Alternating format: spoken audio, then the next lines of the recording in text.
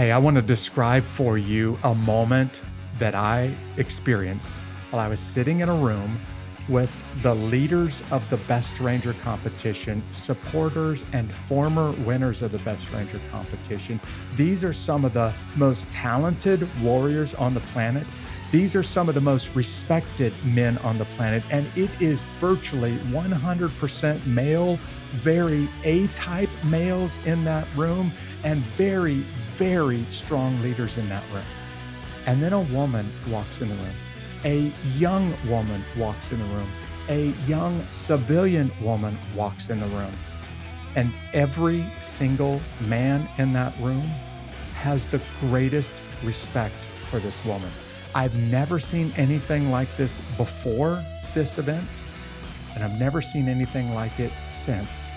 That woman that I'm describing for you is Candyss Bryant. And today on this episode, I get the chance to interview Candyss Bryant and maybe help you understand just how exceptional this was, just how unusual this was, and the huge impact that this civilian woman left on some of the strongest military leaders on the planet.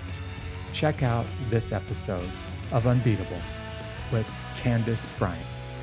These stories of triumph over adversity will help you handle your toughest days in life and become unbeatable. It has been a long time since we've been able to catch up with each other. Thank you so much for joining me on this episode of Unbeatable. Oh my goodness, way too long. I so often wish that I was right there so I could spend more time like soaking you in. Yeah. Well, it's the fall. It's late October. I'm in Georgia. I think you still live in Central Texas. And I've heard you say this a time or two. You know what the autumn time of year means in South Georgia and Central Texas, right? No, what's it mean? It means absolutely nothing, right? It's still hot and humid and miserable. While everybody else is putting the sweaters on and everybody else is having fun in the cooler weather, you and I are still baking in these, Yeah, southern temperatures. definitely.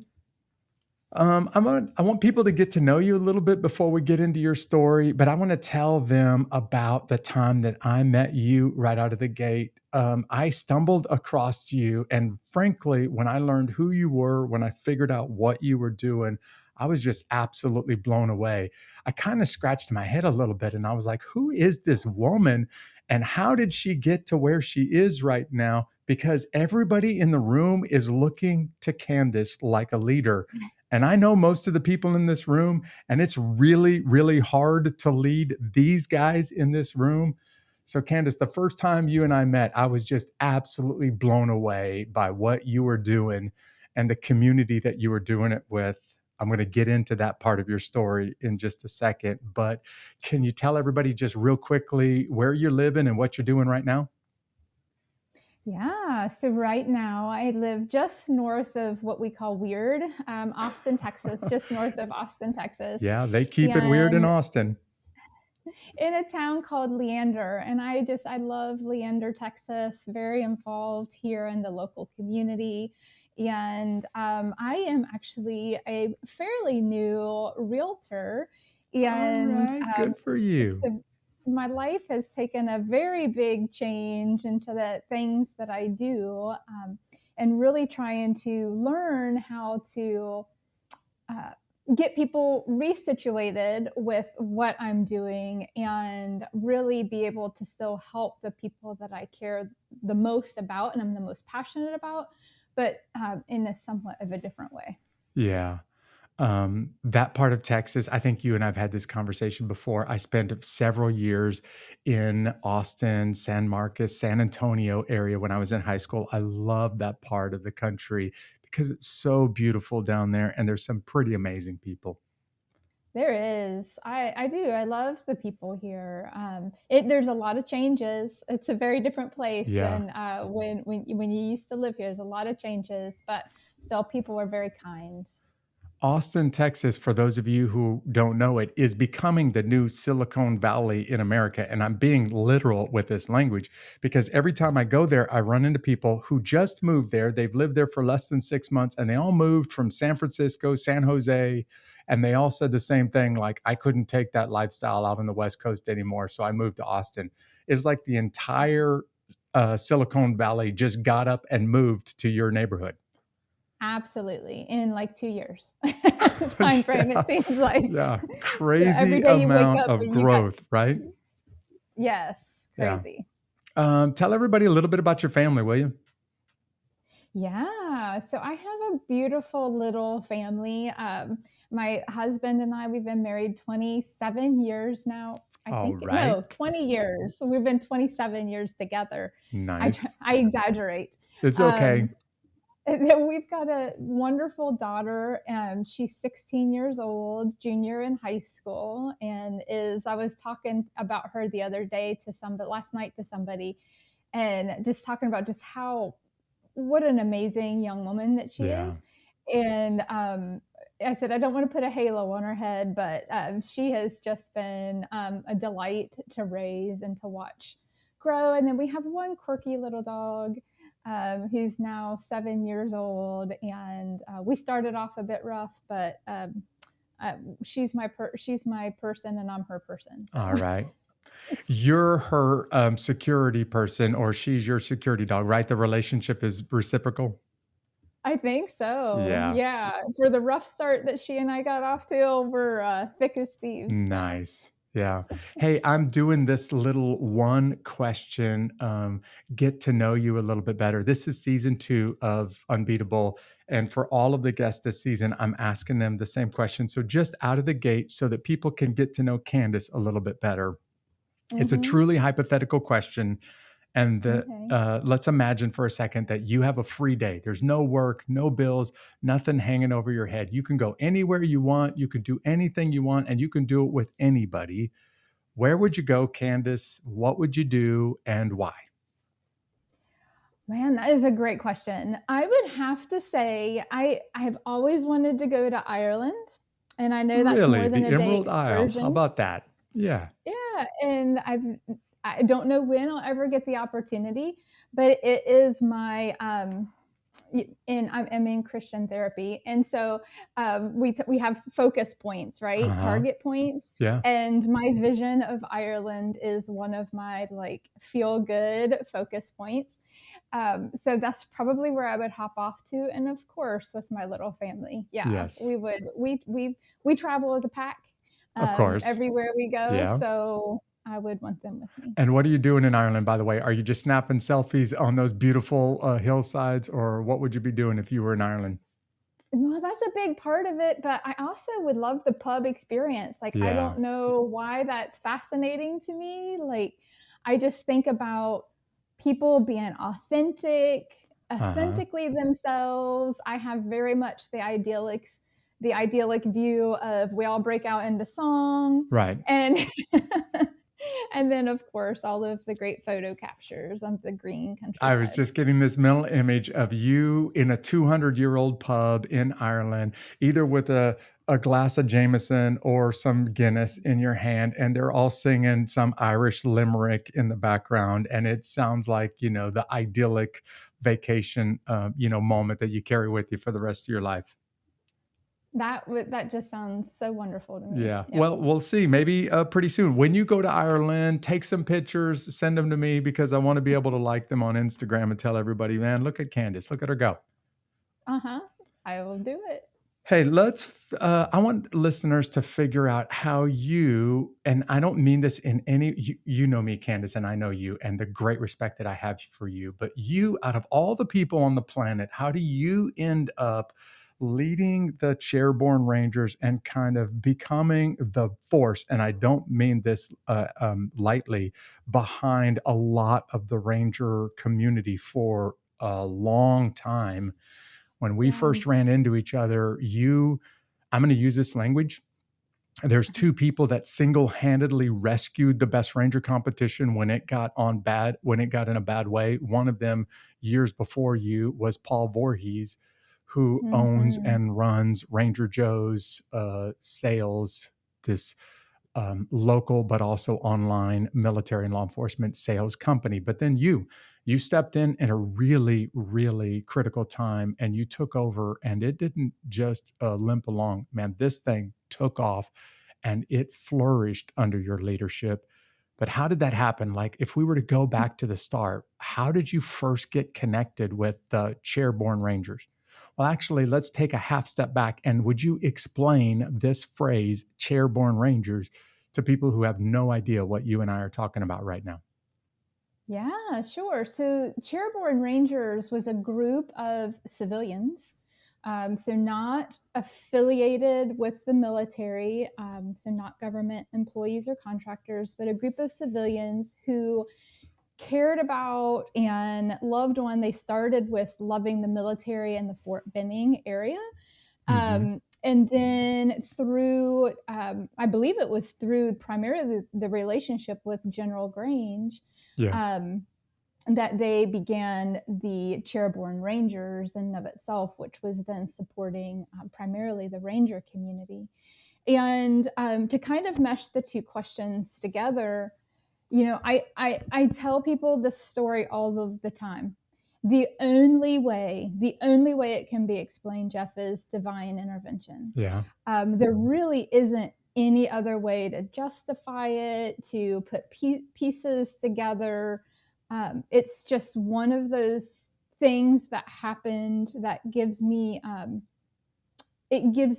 such great affirmation in my life that this was very much a part of my purpose of being here, because there's really no other explanation for it. Yeah, I want to describe this for listeners. At the time that you kind of showed up and just started working hard in the background, civilians were not really well respected. I don't think very many people, if they weren't very, very involved in a couple of key ceremonial events, even understood the role that the civilians that you're describing played, the Chairborne Rangers had in this. So the average guy in uniform didn't have a great deal of respect for civilians, and ladies were virtually unheard of in this world.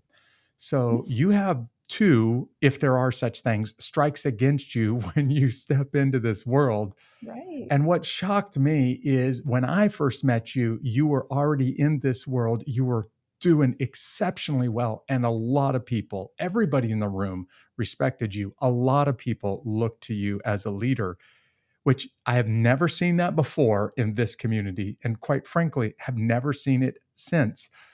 You're that exceptional, Candyss. One of the reasons why I wanted to have you on this broadcast is to just help people understand how exceptional you are.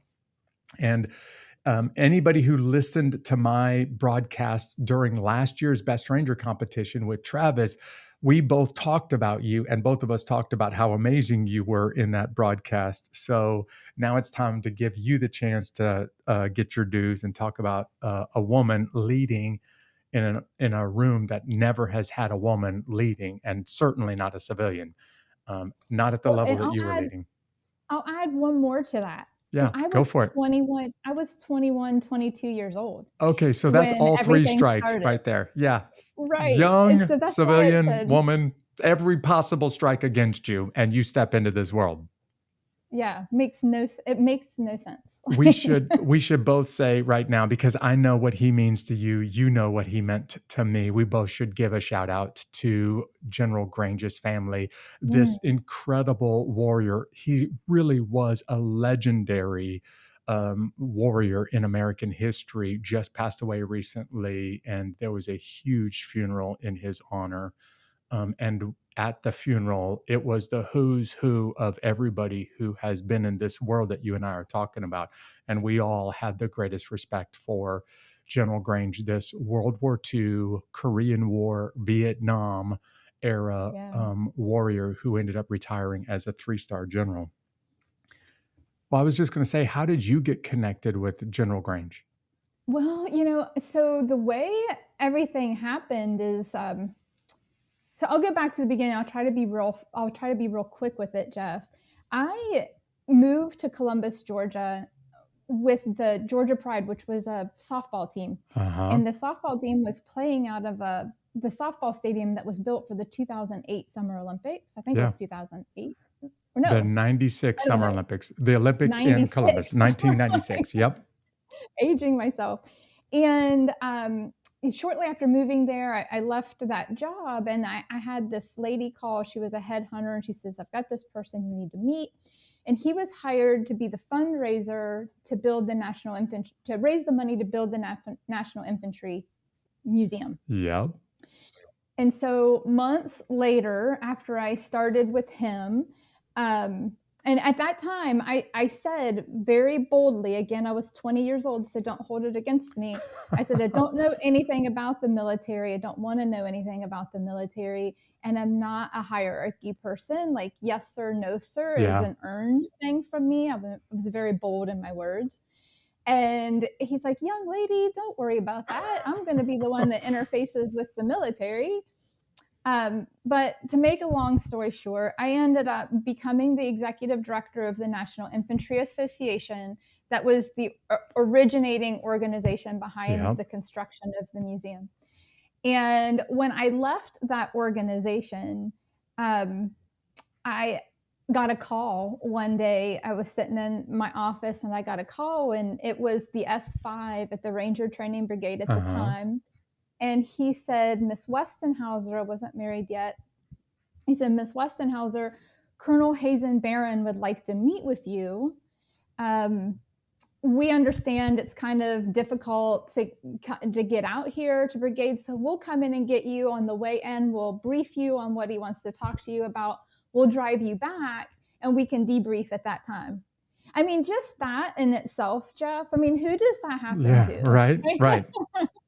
And I was like, okay, this sounds like fun. So we met at a Panera there in Columbus, and we kind of started the journey. Well, I went out to talk to Hazen Barron, Colonel Barron, and he said, young lady, he said, I believe that if you can sell somebody on a lifetime membership to an organization that I don't care about, and it really doesn't care about me, I think that you could sell just about anything to anybody. And he said, we've got this thing called the Best Ranger competition, and we're having some issues. And he kind of laid out what the issues were. And he said, I can't pay you anything. I can't give you a job. I can't, there's really nothing I can do for you. But I think maybe you could take a look, and maybe you could work your way into something. And that's kind of the way we left it. And so I said, I'll look for 1 year cycle. I'll just kind of like look on, and then I'll make some recommendations based on my observations. And that's how we started our relationship. And up till that point, I had never heard of General Grange. And so it was just during that process of, falling in love with the Best Ranger competition, and then really understanding who was behind it, and really what the story was. Like, I don't know if you probably do know, but I don't know if you've put it together. The year before that, I think it was a year and a half before that, Dick Leandry, who kind of started the Chairborne Rangers, he went to a competition and he passed away in Dahlonega at a competition. So only a year or so had gone by, and I'm stepping in now in this really strange, ambiguous, amorphous way. So I just look at all of that, and I'm like, again, I hate to keep saying divine intervention, but you just look at all of that, and you can just see the hands, the handprint on all of it. It gives me chills. Well, if there is an underdog story, a true underdog story, it's yours, Candyss, because when he's calling you young lady, you are young, you're a lady, you're a civilian, you have every strike against you when they ask you to just take a look at this. But I need to describe a couple things you just said for the listeners. One, the National Infantry Museum, at the time that you were stepping in, became one of the largest building projects, most expensive, let me put it this way, one of the most expensive building projects in our part of this country for many, many years. And you guys knocked this thing out of the park. Literally, it's voted every year for several years now America's best free museum. And it's because of the beautiful, incredible facilities that you built, but that took a lot of hard work and raising a lot of money. So I need people to know just how incredible that role was. And you were quite young when you were doing the National Infantry Museum, right? Right. And I can't really take any credit for that. I was part of raising that first 30 million. Yeah, And then listen to what you just said. That first air quotes 30 million, but a whole lot more came in after that. Go ahead. yes, and then relocating World War II Street back behind the Yeah. museum was Yeah. a project that was able to help spearhead. But then it grew, much bigger, and the culminating project was after I had kind of left the picture. So Yeah. I don't want to lay claim to any of that. Nah, well, of course not. I'm not giving you all of the credit. I'm just saying, like the world that you were in, you stepped into some of the biggest initiatives, some of the biggest projects at the time, and then what you just described about the timing of you stepping in and kind of taking the leadership of this civilian organization called the Chairborne Rangers. It was at a critical point that the organization could have descended into chaos. It could have just collapsed, and there would be far-reaching ramifications if that happened. And very few people know what was happening behind the scenes. When you were asked to just come and air quotes, take a look around. And then I got to ask the listener right now, let's say you're driving and you're listening to Candyss's story, and here's what they're offering you. I'm offering you a mess. It's going to be a whole lot of work. It's going to be really hard. And by the way, I can't pay you at all. Are you interested? How many of you are going to sign up and step into that quagmire like Candyss did? So what happens after you step in and start sniffing around, Candyss? What happens next? Well, so the next part of the conversation was I can give you 2 years. And what he meant, for the listeners was in at the as with a lot of military units, but with the Ranger Training Brigade at the time, they were just on 2-year cycles. Yeah. And so he made it very clear, like, I am the commander right now. I won't be in 2 years, and I would like to work with you. I would like you to and he would say, I'd like to make you our girl. Like, you're my girl, and what you say is going to go. He said, I think it will be difficult, but I will keep bringing it back to you in regards to the Best Ranger competition. And he did. He held true to his word, because let me tell you, those first few years were exceptionally difficult. Yeah. So you helped to paint the picture earlier in regards to there just wasn't many civilians around. Right. Well, let's take it back to where Fort Benning was at that time.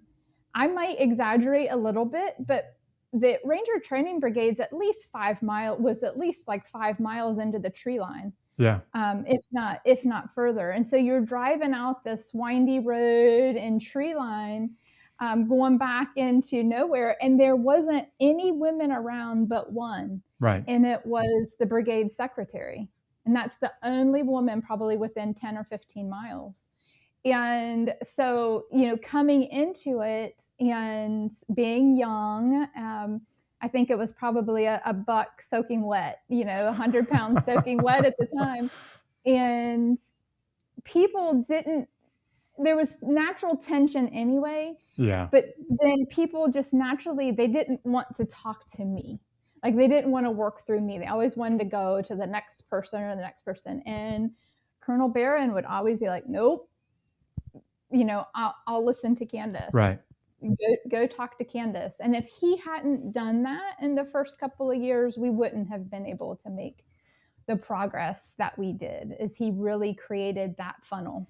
Yeah. Well, I want to describe now that phrase, my girl, and it was not at all meant to be derogatory for anybody who's listening to it and they're saying, well, that was sexist. That's not at all what he meant by this. And you just described, imagine this training facility 10 miles into the woods, 100% male, except for a civilian secretary, one. And not only is it male, but you've got some incredibly talented guys in this group and very exceptional leaders. And you, being a young 20-ish woman. For people who are driving and they can't see you right now on this broadcast, a very attractive woman, very talented, but stepping into this world that has never, ever had a woman at this level, never, ever had a woman leading at this level. I can't over exaggerate the challenge in front of you. In fact, I don't know that anybody, to include, the brigade commander, understood the challenge that was that you were about to step into, stepping into your role at this point in this organization. So can you describe, just for the ladies that are listening right now, describe what it was like being not only the only lady in the room, the first lady in the room, but a lady where you're not universally welcomed right away, and you're leading some really, really amazing leaders. And eventually you become universally respected. I have never heard one guy say one negative thing about you after they started to watch you, learn who you are, see what you did. Not one man has ever said one negative thing about you after you got your feet underneath you. But tell the ladies that are listening right now what this felt like for you the first year or two. Well, it was extremely intimidating for sure, but I think I was, again, in perfect order. I was young enough and not enough experience to be scared or to have that fear, and I was young enough to be bold, All right. and where you're not holding yourself back.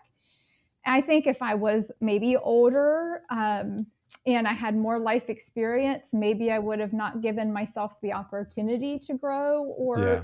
or stand in there. But it was definitely intimidating because the ranger community it's a special breed of people, Yeah. right? And they're fun. And then once you're accepted, it's like you're just accepted, and you're Yeah. a part of Part of the you're a family. part of the group. And what became a constant over the years is, oh, excuse me, ma'am. Oh, that's just Candyss. Oh, excuse me, Yeah. ma'am. Oh, that's just Candyss. Yeah. Don't worry, because she's a part of everything that's happening out here. But I knew it was an honor from the very beginning. And I think that's what caused me to say yes, is just like, who does this happen to? This is such a great honor. You've got to take that step forward and lean into it and find out what's to come. Yeah. You and I both share the same opinion of the Best Ranger competition. It's very special. Of the world's toughest competitions, there's something unique and special about it. I've talked about that more than once on this podcast. But Candyss, you have had the opportunity to see Best Ranger from a seat that few people on the planet, really only two or three in history, have had a chance to see it from. So can you describe, just for the listener, not what the Best Ranger competition is, but just describe what's so special about this thing?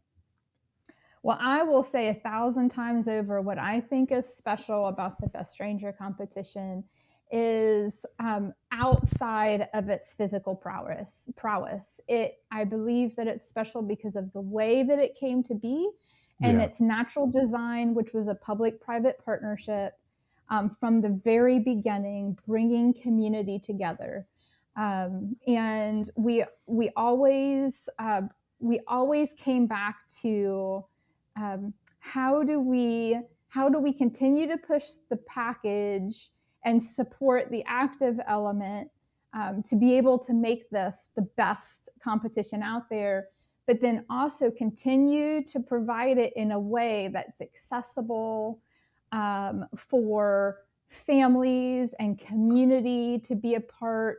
How do we, each time you come back to, how do we continue the legacy? What are we saying about the legacy of Rangers through what we're doing? Yeah. And then how do we bring industry into this and kind of bring it all together as a celebration, as a family reunion Right. every year? And I think that's what makes it exceptionally special.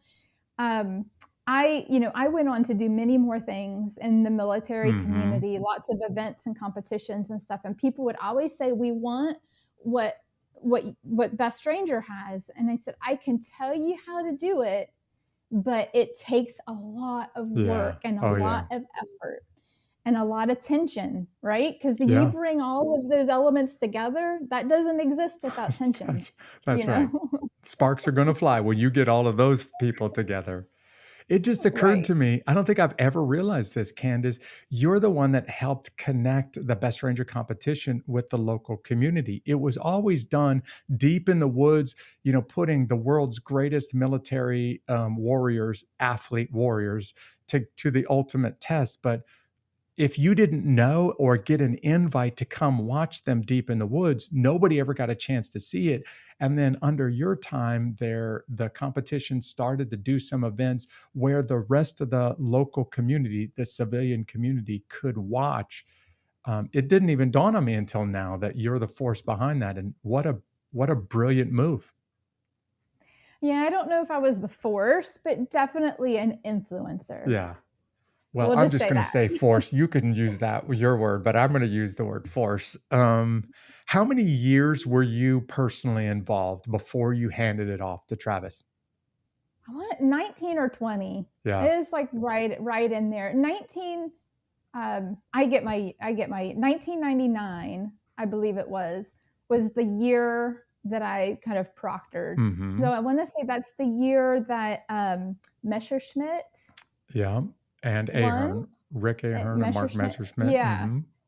So that was the year that I kind of watched and learned as much as I could. And then from there, kind of went forward. And then it was 2020, I think was the last one that I was working. And that was kind of the handoff year. Yeah, and for people that are doing the math right now, there was a year right in the heart of the global war on terrorism where there was no competition that year. That's happened twice in history. So yeah, it would have been about 20 different competitions. Yeah, right around there. Okay. Obviously, I'm struggling for the words to describe this for the listener. I can't really explain what I saw when I watched you in the room with the leaders of the Ranger community during the Best Ranger competition. Like everybody in the room trusted you, everybody in the room respected you, everyone in the room listened to you. I've never seen that with men in uniform, let alone a young woman who's a civilian. And the first time I saw you at work around the Best Ranger competition, it blew me away. Like, how did this happen? Was that what I was asking in the back of my mind, because I've never seen it before. I've never seen it since. This is so unusual. And now I'm thinking about your daughter. I've had the honor of getting to know your family a little bit, getting to see your daughter over the years. And obviously, Candyss, you've learned a few things by being a woman in the room, leading some very, very talented men. What are some lessons that you learned? What would you tell your daughter if she were to kind of step into a similar role, not that role, but something similar at your age? Or, I mean, when she reaches that age? Well, I don't know if this is going to be a direct reply to your question, but I will say that one of the things I have really had to learn is how to advocate for myself. And I think want to that stop is for just a important second and point out a lot of ladies all over the world, a lot of really amazing ladies struggle with that because the guys around them are very good at telling their own story. But when ladies step up and do it, they hold back for some reason. So please discuss this some more. Yeah. So, and we talk about this a lot. And I'll give you an example with Jasmine when she's having an issue at school or with a teacher. And I said, well, have you advocated for yourself in a respectful way? And she'll come home and, she might say, well, this is how I spoke up. And I said, well, okay, let's try it from a different angle. And let's try it from another angle. And if at 3 attempts of advocating for yourself, then mom steps in. Like, okay, all right. So this isn't working, then, mom needs to come in and step in. I don't, sometimes we wonder if the things that we've learned are we able to translate to our kiddos. And it would be so interesting. I need to probably sit down and talk with her and just ask her some questions, because I would say one of the things that I had to learn in working with the Rangers is, and you'll probably like this, appreciate this, is that we had to find a way to yes a lot. Yeah. And it wasn't always clean cut. Right. But that's what commanders taught me. The commanders that I work for taught me, well, how do we find our way to yes, Candyss? And so, and what they were talking about with me is, we had to worry about joint ethics regulations and making sure we're doing the right thing, and that we're doing the right thing by the military. We're doing the right thing when we started working a lot more with industry. Are we doing the right thing by them? Are we doing the right thing by families? And how do you take all of that and then find your way to yes, when a lot of times that knee-jerk reaction is no. Right. No, you can't go forward. And so I know that rings in my head all of the time as I'm faced with circumstances. And I hope that I'm imparting that as we go along. It's like, okay, but how do we find our way to yes? Yeah. Okay, how do we take this, but respectfully find our way forward? Yeah. Yes is really hard when you're talking about a very high profile. It doesn't get any more high profile in the military than the Best Ranger competition, which means a lot on the line, lots of people watching. There's a lot of ways that this thing can go wrong. So it's just easy for people to step in and to say, no, we're not going to do that, because they're afraid of, getting in trouble. And finding your way to yes is hard in complex situations. This situation, it can be really, really hard to find your way to yes in something this high profile, this important, with this many people looking at it. Yeah. Candyss, so did that answer your question? Yeah, it did. I'm watching you right now, and you're in your home. And for people that aren't watching this broadcast on YouTube, you've got memorabilia on the walls from parachutes and from Rangers and Warriors, and people have honored you for the 2 decades of your life. It's not just the Best Ranger competition. You and I have been connected on veteran events outside of the Ranger community as well. You have given as much to the veteran community, to Warriors and the veteran community, as any person who's spent their entire life in it. You've given that much to it, and you've done it as a civilian, just committed to the veteran community. There's a moment that I think I'm going to remember about you. And it's when you were stepping away from Best Ranger for the last time, and at that big dinner with all of the sponsors and some of the previous winners and the leaders connected with Best Ranger. I watched you in the room, but I watched the rest of the room. Every person in the room universally respected you. You honored everybody in the room, but there was a great degree of anxiety, like, uh-oh, Candyss is leaving. We're in trouble. What do we do now? Because as long as Candyss is here, we all feel like we're going to be okay. When Candyss leaves, and it's incredible, the guys that are thinking this, but when Candyss leaves, and now we're all concerned, what does next year look like? And I want to just tell you, Candyss, I have never met a civilian that has honored the military more than you. You really showed what that looks like over 20 years, but I saw it most clearly when you were saying your goodbyes at that awards dinner, at that celebration dinner, the sponsor dinner that last year of Best Ranger. In fact, I think the military community has left so much of an impression on you that you have it tattooed on your skin. Can you tell what honoring this community has meant to you? Because I'm trying to tell everybody what it's meant to the community, the way that you've honored them.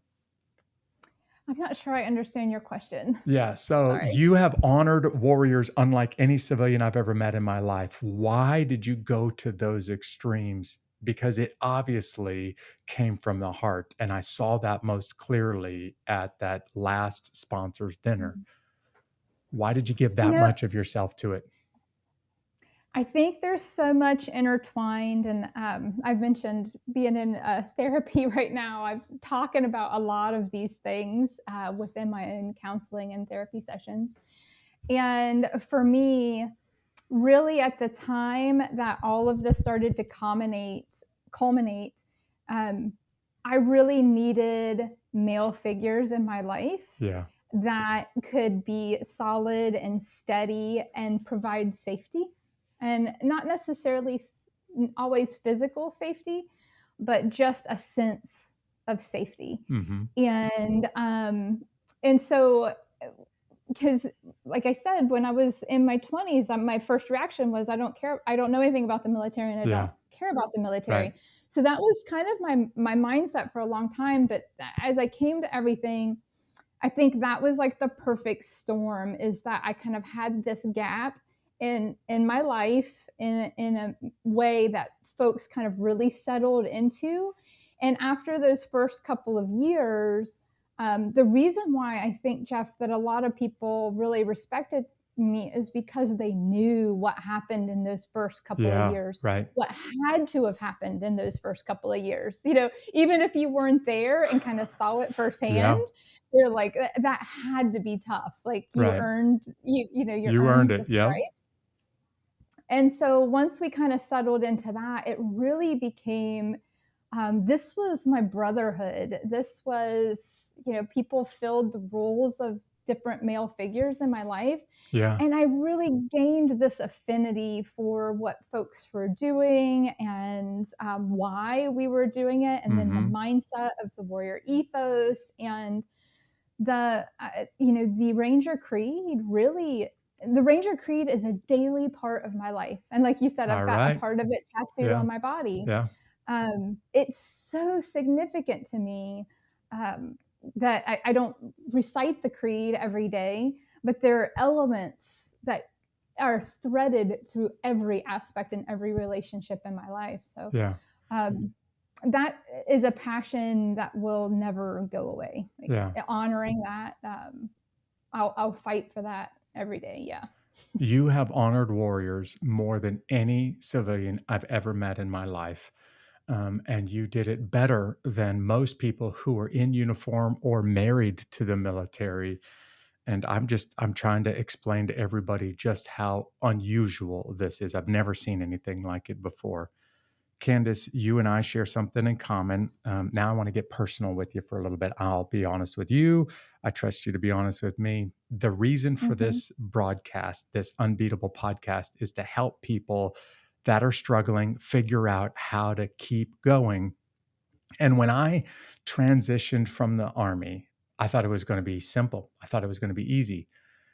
Sure, I joined the Army while I was still in high school. I spent my entire adult life in the Army. It literally impacted every bit of who I was.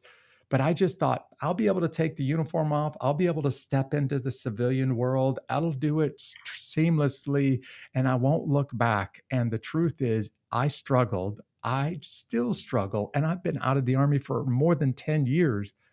And I struggled far more than I thought I would. Every single warrior who put their heart and soul into it has struggled. Some of them struggled significantly. Some of them have not struggled well, and they turned to pills or the bottle or worse, a pistol, because they couldn't handle the struggle. And just before we started this broadcast, you and I were talking about a little bit of the struggle that you're going through, stepping away from this family that you earned, that you developed in the military community. So would you help somebody right now? Maybe there's a military guy or gal or somebody who's having a major change in life and they're going through a, air quotes, identity crisis, and they're wrestling with who they are and what makes them important and what their future looks like. Can you help them walk through this? Because I know you're walking through it right now. And honestly, I'm still walking through it. Yeah, I think that's it. Like, I think we'll continuously walk through it. But yeah, I was sharing that this is probably one of the big hurdles in my life. And I knew when we made the decision, kind of as a family unit, that Jasmine was going into middle school, Mm-hmm. and just in a very formative time of her life, and then some other things were going on. It's like, it would be better to go ahead and start a healthy separation.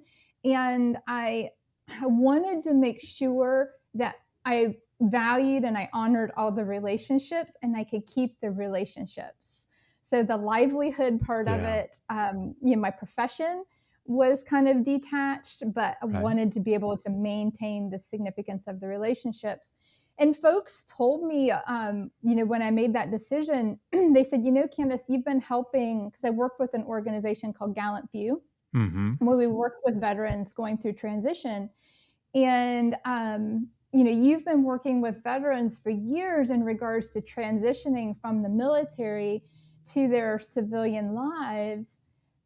But you've been doing this for 20 Right. years. This Yeah. has been your life. You're going to have some things to walk through. And I definitely didn't. And you might have been one of the ones that told me, I don't know, but I know that I didn't value it the way that I needed to value that conversation, because you just don't know till you start walking through it. And so the I started having just questions like, right, did I make the right decision? Oh my gosh, I feel lonely. My whole universe is, I've disrupted my Yeah. whole universe. Right. Everything that I knew about myself, the way that everybody knows me is as this, almost like a character, as this Yeah. person. And I have to constantly remind myself, well, what are the things that we would talk with veterans about? Your identity is so much bigger. You're a wife, you're a mother, you are a child of God, you Right. are your purpose. You have this big purpose. And this one point in time was just that. It was like this one kind of point in time, a part of your purpose filled journey. And you've got this whole other part that's left to explore. And so I would say I'm right in the middle of trying to navigate that. And for me, trying to figure out now, I've kind of created a separation for several years to kind of really feel my whole self and Yeah. feel healthy mentally, around everything. And now it's like, well, how do I step back in and Right. not disrupt Yeah. anything, like Yeah. not create disruption, have it be very healthy and balanced. Um, and I think I'm tiptoeing. I was just having a Good for you. conversation with the PJs reached out to me. The PJ community reached out Yeah. to me the other day about something, and I said, I'm just tiptoeing. Yeah. I'm definitely happy to have conversations and see how I can be helpful. But I really need to just navigate this day by day, so that I keep moving forward as a whole person and not just this one segment of myself. It's so fascinating to listen to you right now, because you're just what you're describing at the heart level sounds like every warrior that has invested most of their life in the military. They've separated and they're all saying, well, who am I now? And what does my future look like? And there's this strong pull to dive back into the world that you were in. And I mean, dive in head first and just act like the time away didn't happen, and you just go right back to the person that you were before you left the community. That pull is really strong, and so strong that some people just can't turn it back or turn it down, and all they do is just get tied in a different capacity, but they stay, immersed in it for the rest of their life. I'd readily admit I still struggle a little bit with leaving the military. And it's had such a big impact on me. I don't want to leave it completely. I want to stay closely connected, but I want to do it from a different angle now. Advising and being there to support people when they are looking for it. But I'm also thinking there are people that are listening to this podcast. It's on in the background, or they're driving right now, and they're thinking, finally. Jeff normally talks to people who went through this crazy problem, and he talks to them after the problem is over with and everything is rosy on the other side. And by the way, it's not always rosy on the other side, but Jeff is talking to them after it's over with, and they're thinking to themselves, but I need help now because I'm going through it now. Jeff is never talking to somebody who's going through it. He's always talking to somebody who just went through it. So I think there's somebody who's going through a divorce, somebody who's going through a bankruptcy, somebody who's going through a catastrophic problem in their family. I'm convinced there's somebody who's going through a job change, and they've invested all that they are in their job, and then it just got pulled out from underneath them. And you've got their attention right now, Candyss, because you're going through it, and they're going through it and they're asking, what are you doing right now to keep yourself healthy? What are you doing so that you don't make some bad decisions and the future is worse than the past? So Mm-hmm. can you just be real honest with them and just give them what are you doing right now to keep yourself healthy as you work through this? Well, my honest answer is, and I don't know if this is what you're looking for, but it's the question that I ask myself every day. The question I ask myself every day is, what does love require of me? Wait, I need you to And say that again because somebody was driving and they missed it. What is the question you ask yourself every day? what does love require of me? And so when I am now faced with more folks um, willing to re-engage with me in regards to the military community, or whether it be new professional pursuits or things that I'm trying, I really ask myself this question every day, and the steps that I take. Well, what does love require of me today? And that's how I'm choosing to try to navigate the Yeah. waters. And so it's not from a position. And one of the things I think I need to help the audience understand, and maybe you, is that I did a spiritual pathways, a spiritual Uh-huh. gifts kind of analysis. Everything for me comes up service. Yeah, of Okay. course. So I'm very service oriented. Um, and so I have to, whereas that was very affirming to me when all of that became real. It's like, oh, okay, now I Right. know why I keep Yeah. getting myself in Yeah. these positions, because it's my gifts and my pathways. But instead of coming to it from always like that's my knee jerk reaction, Mhm. right? When I step back and when I think about love and vastness of love, I've got to consider myself. I have to consider my family. I have to consider the folks that are sitting on the other side of me. And unfortunately, I don't always get it right the first time. And that's a conversation I'm having, that I found myself having with my daughter, when I react to something of Yeah. hers, and then I go in and I apologize, and I let her know, like, I really want to get this right the first time. Yeah. I'm struggling to try to get it right the first time as we move forward. But that question has helped me tremendously.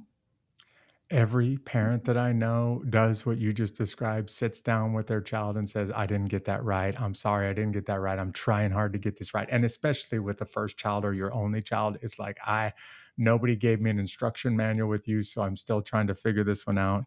But it takes genuine humility to have those conversations. And you're right. When love is your guide, you rarely are going to make some bad decisions. But Candice, I want to also thank you for being vulnerable enough to mention more than once in this episode that you're also getting outside help. And quite honestly, there are very few of these episodes that somebody was really struggling who didn't get outside. In fact, the guys that didn't get outside help that I've interviewed in the past, all of them said, I wish I would have. And everybody else, virtually everybody else said, I needed help. I went to see somebody, or I got a counselor, or I had a good friend that I started really going to. And I think that's almost universal with people that are struggling, especially Mm-hmm. struggling to find their way back to who they really are. They've let their job or their profession kind of become their identity. And then when that changed, their whole identities, their whole world got turned upside down. And now they got to go back to the basics and figure out who am I and what makes me tick. And usually people need a little bit of help at that point. It's actually not a bad thing if you need a little bit of help at that point. Yeah, and groups of people, right? Like small groups of people, like Hmm. being intentional. Right. And that's one of the things that I've had to do is, and that was my concentration this year. Like, how do I be very intentional about my health, and both spiritual, mental, and physical, or all three: spiritual, mental, and physical. Yeah. And how do I create connection in these various different areas that's going to move me in the direction, help guide me in the direction that I need to move in for the next part of my journey. Well, Candyss, I want to wrap this episode up by saying you served for 2 decades among some of the guys who set the example that the rest of the military looked up to. And you were universally recognized as the person in the room that all of us looked up to. You set an example for the people that were setting an example. The people that others looked up to, all of them looked up to you. And I just want to tell you, it was an honor to be able to be around you and to just watch you as you served the veteran community, as you loved your family in the process, and as you did it really, really well.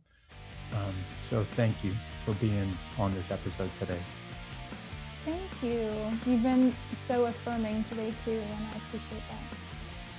Hey guys, there you have it. I was struggling for the words during this interview to help you understand just how unusual. I've never seen this before. The kind of influence that Candyss had, the people that she had influence over, and how well respected she was. If it sounds like I'm gushing on her, I am, because I've never seen anything like this before. And then she said something in this episode that really hit me where I'm sitting. I hope it hit you as strongly. She asks herself a question and lets the answer to that question drive how she handles challenges and how she goes through her day. In fact, I'm going to use this question this week.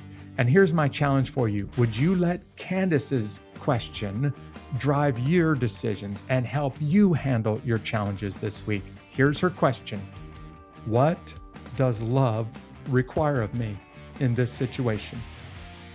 When you can figure the answer to that question out, no matter how challenging or how complex the question, you know what to do next. And this week, I'm going to ask myself, what does love require of me in these challenging, complex circumstances? Thank you for joining me for this episode of Unbeatable.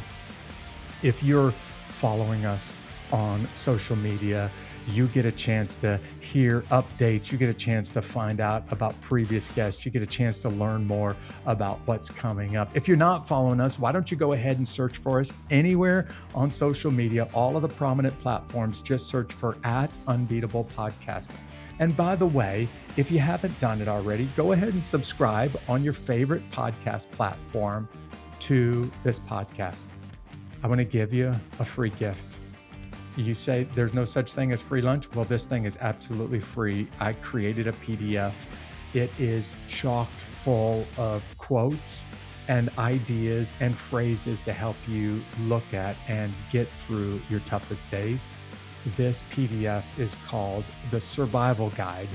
It was made for the Unbeatable Army. And if you want to become part of this Unbeatable Army and get this free PDF download, all you got to do is just simply go to unbeatablearmy.com, and right there on that page, I'll give you the survival guide. Thank you for joining me for this week's episode of Unbeatable. Have a great week.